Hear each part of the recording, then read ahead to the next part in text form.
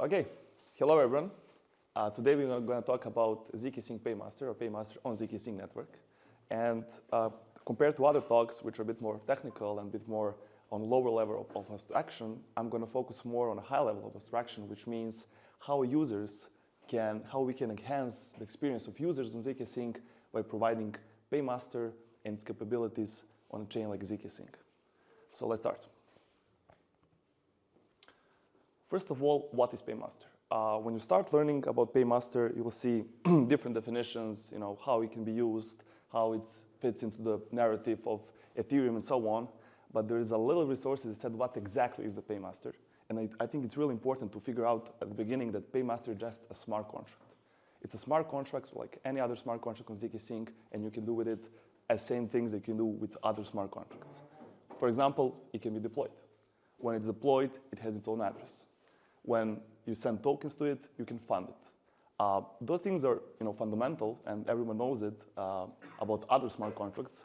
But those are really important things for us to clear out at the beginning because they're crucial to how Paymaster then works in the workflow with the users and developers. Like any other contract with zkSync, Paymaster also needs to have ETH on it in order to do what is intended to do. Okay. Paymaster types. Now, also when you start looking, when you start researching about Paymaster, you can find multiple types that people suggest about Paymaster, and we'll go through them. But we at Txfusion, we see that there are only two basic types of Paymasters. One is ERC20 Paymaster, which is its primary use is for users to pay gas fee in tokens other than ETH when using the blockchain itself. And then the other one is Sponsor Paymaster, which means that me as a user, I don't pay any fees, but someone else is paying them for me, which is, I would say, a great user experience, and we'll explain more. Okay, the question is, what does this mean to me as a user or as a developer? Oh, sorry. Here are a couple of examples. So imagine that you have ERC20 Paymaster, the first one that we mentioned. Some users want to keep their crypto funds in stable coins. They don't want to risk it having BTC or ETH, and for sure not other meme coins. And if they have the stable coins, that's limiting in a way that they cannot transact blockchain if they don't have ETH. Well, ERC20 Paymaster solves this problem by enabling them to send transactions while having only USDC or USDT in their wallet, which is great. That's connected to the second point, which says you don't have to have ETH in your wallet. This is important because imagine that you won some contest, you retweeted some tweet, tagged two friends, won some meme content, and then contest, and then you got USDC on your wallet, let's say 100 of USDC.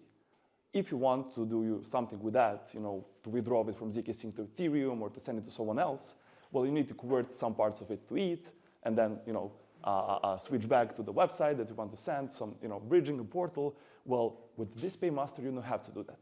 The main thing is that you have only this USDC or USDT. You come to the bridge that supports this Paymaster, and you just withdraw your funds without any additional action. The third point is also pretty important, and I'll give you a concrete example later, which is easier onboarding of users.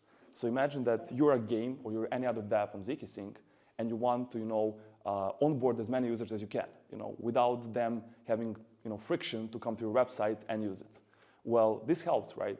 If they have USDC, USDT, which most people using the blockchain have as stable coins, they can just come to your website and use it right away without any additional conversions or swaps.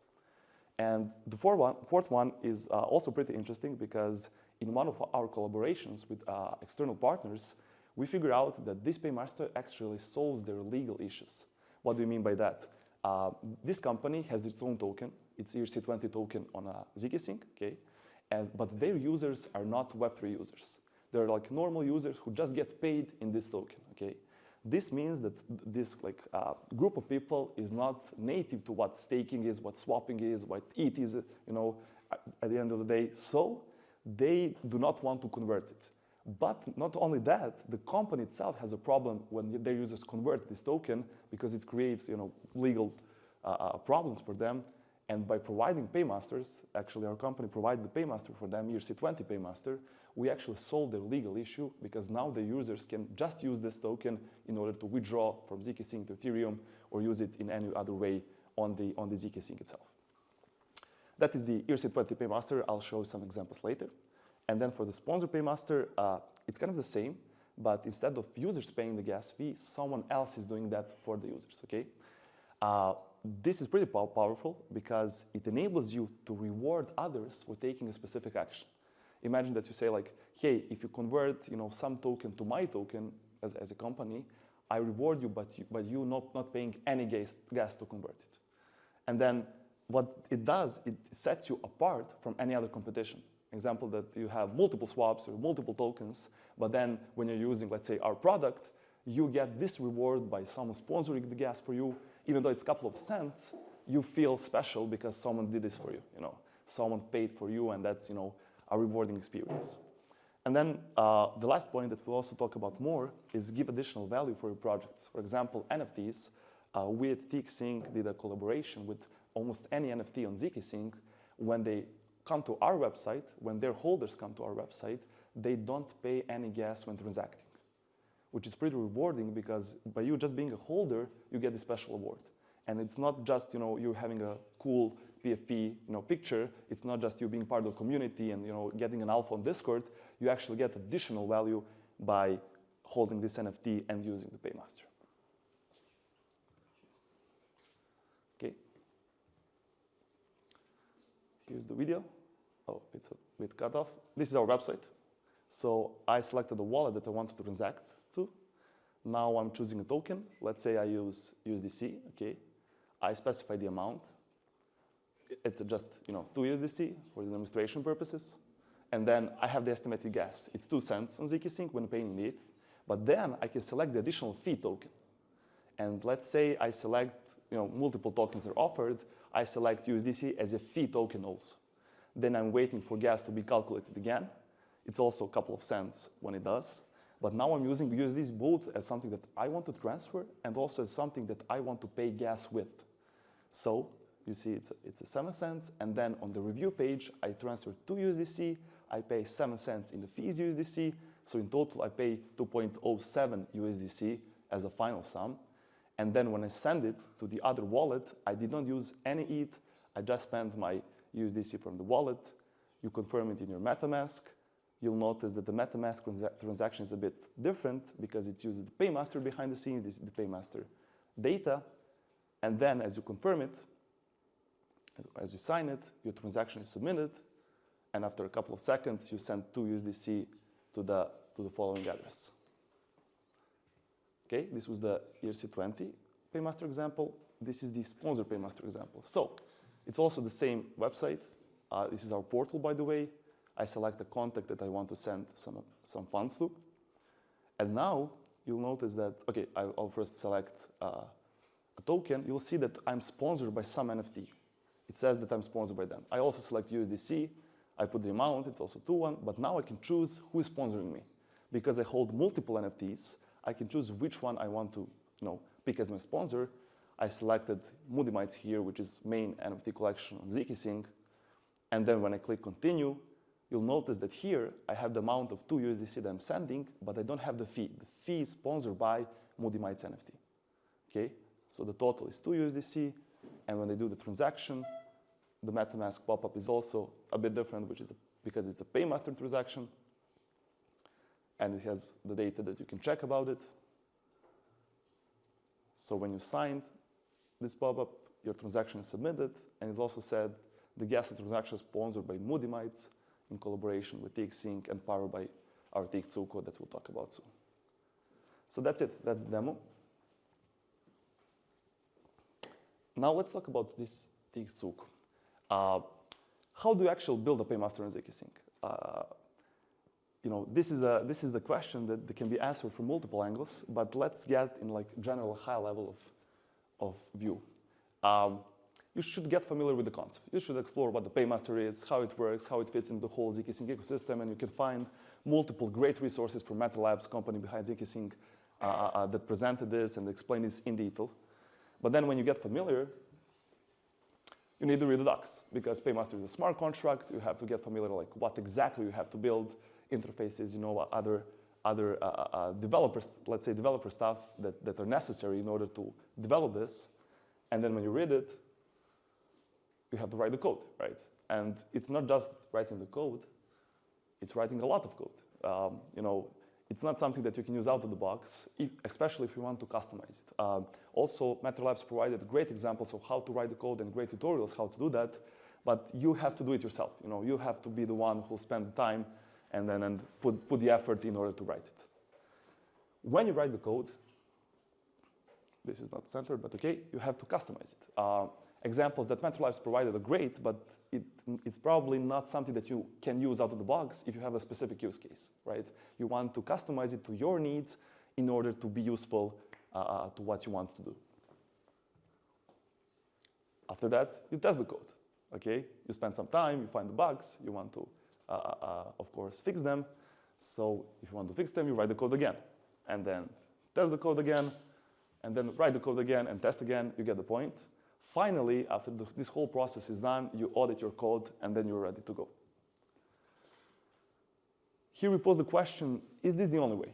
Like, do you have to go through those couple of days, maybe weeks, to figure out how to build your own Paymaster and customize it to your own purposes? Well, the answer is no. Here I don't have the video, but we actually have a product called Txfusion. What Txfusion allows you to do is to create your Paymaster with just a couple of clicks. Instead of spending so much time and so much effort, you can go to our website and do this with, let's say, 3 steps. The first one, by the way, Txfusion is a synonym for a Paymaster. We call it Txfusion in our ecosystem. So when you want to create a new Paymaster or a new Txfusion, first you want to choose which type of the Paymaster you want to build. Here I choose the sponsor one, but I can also choose the ERC21. The second form is give it a name. And the third step is click deploy. When you do that, that's it. There's 3 simple steps. Choose the sponsored, choose the type of the Paymaster, choose the name, deploy. This is what you get after those 3 clicks. So you have the Paymaster. Paymaster has its own balance. As you remember at the beginning of the conversation, I said you need to have some ETH on your Paymaster. So I added some small amount. You can withdraw that ETH, you can deposit multiple ETH, and you can use your Paymaster in your code after you create it. This is, we believe, something really powerful because after we launched this, I think now we have over 700 Paymasters created in this way, which means that people actually need and they want to have the Paymaster. They just either don't know how or don't want to spend so much time developing something on their own. And we kind of see this as a revolution to enable anyone who is maybe not too familiar with zkSync technology and how it works in details to use it and to be creative with it in their dApps.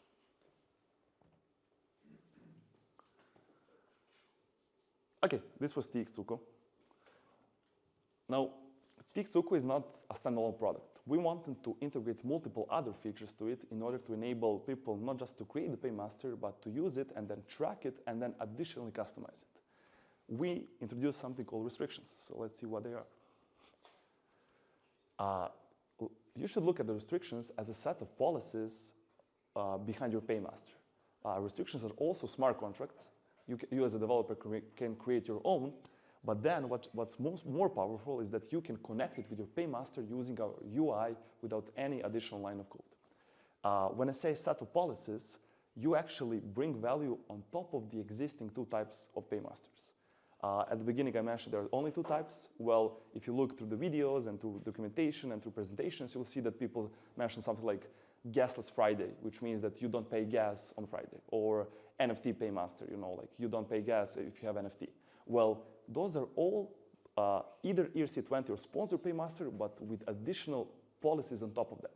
In terms of my first example, the policy would be you don't pay gas only on Friday, right? It's a time-based restriction. And then on the NFT one, you can say only if you have this NFT, you don't pay gas. So it's an NFT-based restriction on top of the sponsor Paymaster, okay? That's really important to figure out.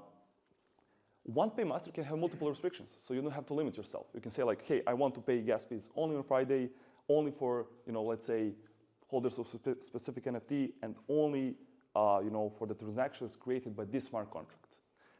We actually did multiple collaborations here where, for example, there is a swing swap dApp on zkSync, one of the biggest on zkSync, and they actually added a restriction to our paymaster only for their smart contracts, which means that if you use the sponsor paymaster, you cannot, as an external developer, as an external user, use the same paymaster address.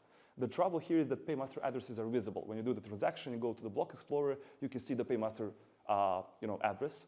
That means that someone else could theoretically use that address in order to use it for their purposes and spend your ETH that you provided. But with the restrictions, that's not possible. You restrict it to only specific use case that you need.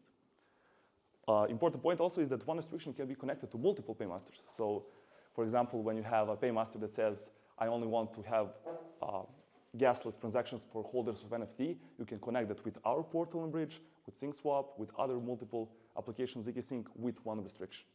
And we saw that it provided developers and users much more broader way of thinking, like how can I amplify my application and how I can add additional experience to users. The last point is that says, instead of sending transaction to the paymaster and seeing if it fails or not, you can actually check with the restriction beforehand. Because restriction is a smart contract, you can ping that smart contract and say like, hey, will this transaction be successful? And if restriction reverts back and says like, hey, no, it gives back the false signal, you don't actually send the transaction on blockchain and you don't spend your resources.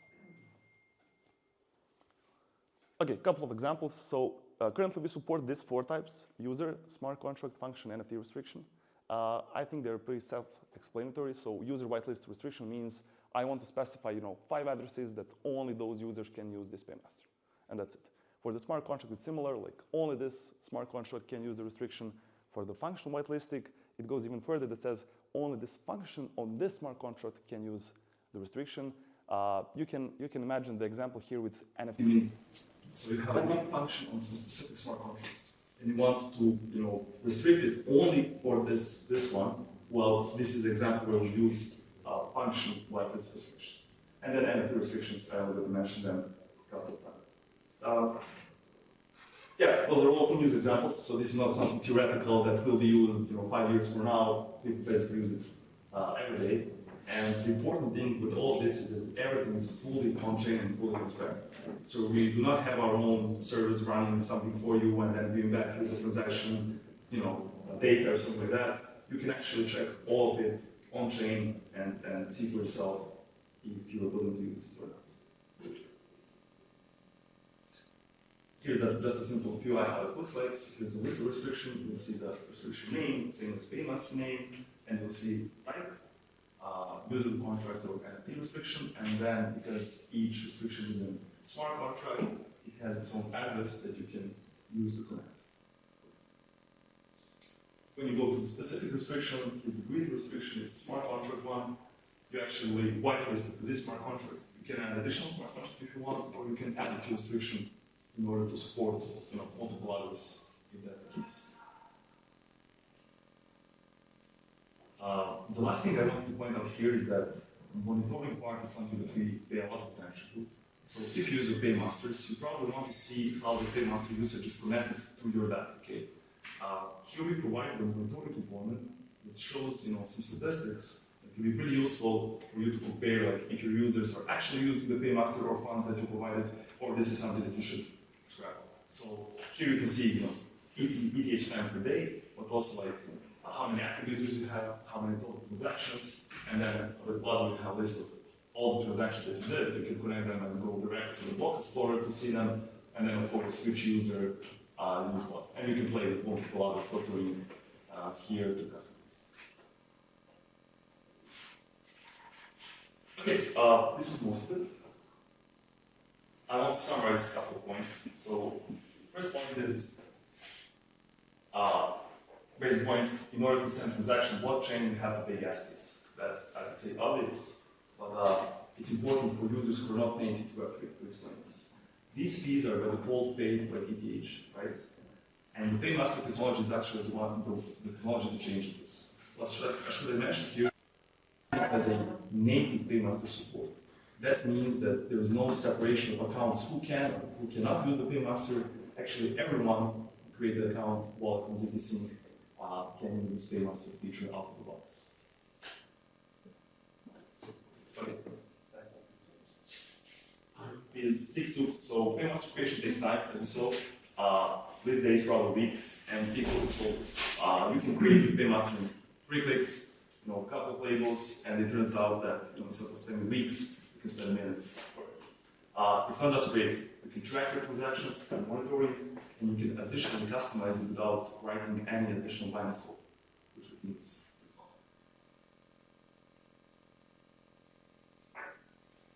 Restrictions are something that we work hard on. Set policies for anyone who wants to customize their Paymaster, not just customize, but even upgrade with add-ons, without writing any code. They're modular, composable, transparent, and they're basically an additional no-code solution to what we offer on our Txfusion platform.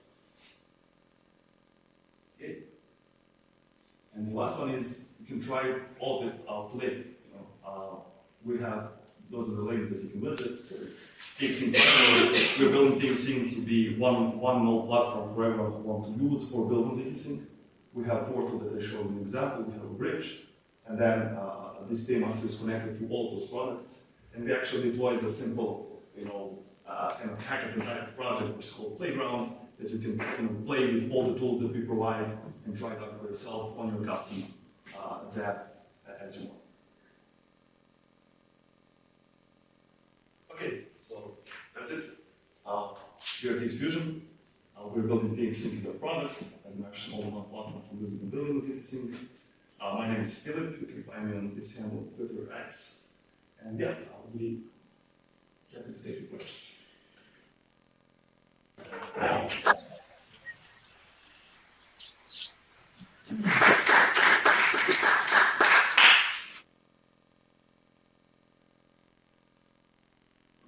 Can you talk, first of all, that was a great presentation, and I loved how you kind of went through it so systematically and kind of summarized it all towards the end. I wanted to understand a little bit more about the restrictions per se, like how do these restrictions, I guess, how are they useful when it comes to like zk, or like how can zk be useful when it comes to them? Like what's the connection there?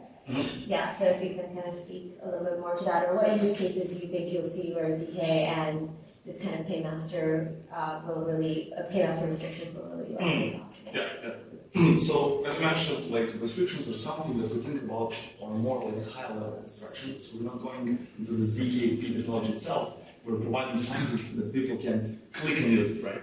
And then restrictions themselves are basically smart contracts. We also we're thinking about providing an option for developers to write their own restrictions. So that means that, like, if you compare to what zkP technology, what zkSync stands for, I think one of the most important features is the privacy. And then if you want for something to be a private one, well, you can do that. And at the same time, restricting that someone can use only what you intended it for, we think is also pretty powerful. So, restriction is something that we see as a modular components that are like a Lego blocks. You can fit them together in order to provide the whole experience of the product that you initially thought of, not with developing, you're writing the code, mostly by clicking the buttons and writing the labels and text. Yes. I don't need a mic. I'm loud. Just a question. You mentioned Txfusion. Can you tell me how long is the process of onboarding, for example, for Txfusion? Yes. So I show a couple of slides. You go to our Txfusion app. You select Txfusion, right? And then you have like 3 forms. Select the Txfusion. Maybe I mentioned before you can hear, but you select the sponsored or ERC plan. Question relate, sorry. Yeah, that's okay. And then give it the name and then click deploy. And that's the whole onboarding process. We actually have 3 blog pieces about what is Paymaster, what is Txfusion, and how it connects all the story into one. So I encourage you to check Txfusion blog to read more about it. Great, thank you. Hi. So follow up on Marsh's question. So since you guys are not, based on the presentation, not really dependent on the EVM being zk, you could be on, theoretically be on other chains as well, right? Yes. We're currently, focusing on zkSync. We think that zkSync native account abstraction Paymaster is really important, but theoretically, yes, this can be done for any I have a question. What makes you different from other from other Paymaster services, and how customizable is the restriction? Okay, so I would say there are not other Paymaster services in zkSync. When you say Paymaster service, what we mean by that is you get your own Paymaster. And I think we're the only one who does that. The main point what differentiates us compared to others is that we have everything prepared. Everything is fully on chain, everything is available to you to check, to see. So I think that's the biggest point that we want to provide to users. Also, one more question. Is there any way, maybe now or in the future, where I as a developer could interact without the website, maybe some SDK or other way? Yeah, so a bit of an alpha, we are developing our SDK, so you don't have to go to the website and click buttons. You can actually, as a developer, use the code in order to connect to the Zook itself and then use all the services.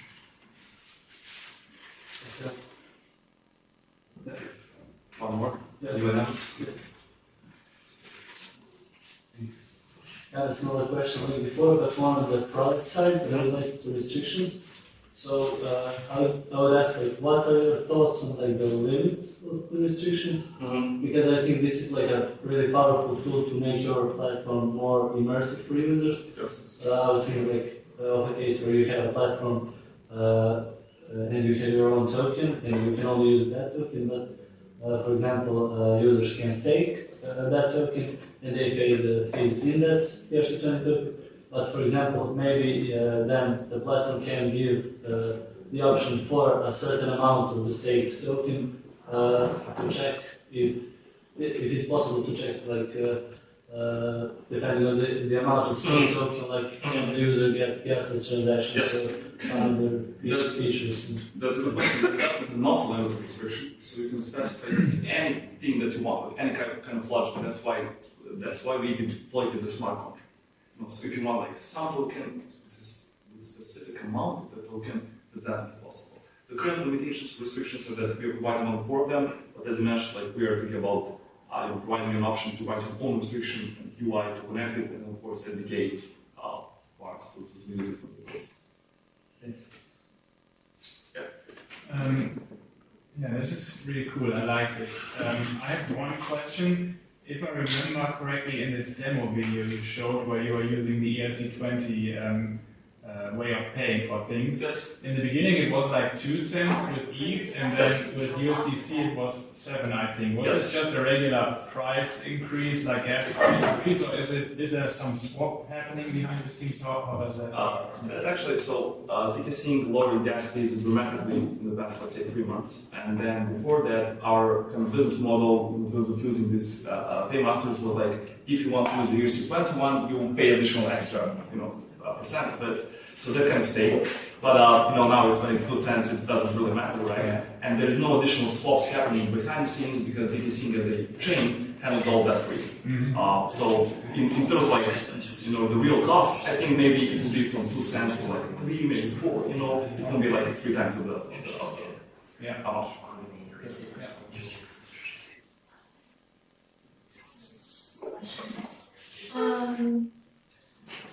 I think from my perspective, last year, account abstraction was a really big thing. Yep. But I haven't really seen any really strong solutions go mainstream, right? In terms of interacting in where a multitude of users are interacting with them or just a particular threshold. Why do you think that is? I guess maybe that can also answer the question as to why you guys chose to invest more in the zkSync ecosystem as well. But yeah, why has account abstraction to some extent been a little bit stagnant, outside of zkSync? I think the last part is pretty important because outside of zkSync, the account abstraction works a bit different. zkSync has a native support, which means that everyone can use it. And I think the current limitation of zkSync is that not many people know about it and do not see the exact usage of it. And that's why we created Zuko, which means that with a couple of clicks, you can actually provide an example of a Paymaster usage.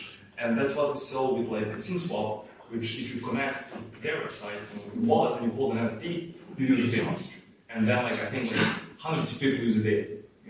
which is something maybe not what is promised with account abstraction, like millions of people using it, but like I think it's a good start, and people see, okay, someone paid for my gas. Let's see what it is. Oh, it's account abstraction. Oh, it's Paymaster. Let's see how else we can use it and fit it in our other products and other services. And we wanted to bootstrap that movement with, the influence.